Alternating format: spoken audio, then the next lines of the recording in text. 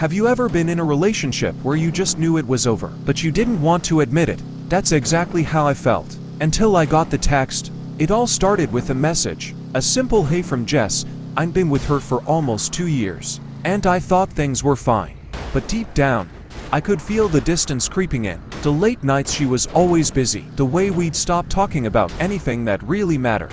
Jess and I had been perfect once. We laughed at dumb jokes, shared late-night conversations about our dreams, and made plans for the future. But somewhere along the way, it all started to feel empty. So, when I saw that text pop up, I felt this knot in my stomach.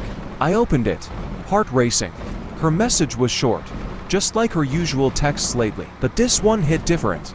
I should have seen it coming. I should have known. But when you're in it, you don't always want to admit the truth. I messaged her back, trying to keep it casual, pretending like it wasn't a big deal. When I asked, "What about now?" she replied. I was already dreading it, but I couldn't stop myself. I walked to her apartment, each step heavier than the last. When I got there, she was sitting on the couch, arms crossed. I could see it in her eyes, the look that told me everything I didn't want to hear. She didn't say anything at first, just looked at me, like she was deciding whether or not to say the words. Those words hit me harder than I expected. I didn't even try to argue.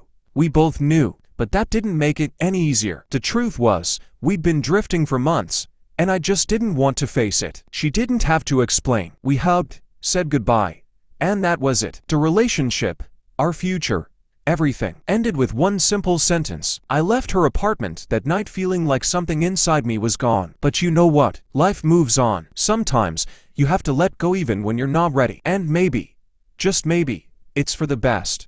I'm not sure what the future holds, but I do know this. Endings aren't always bad. Sometimes, they're just the beginning of something new.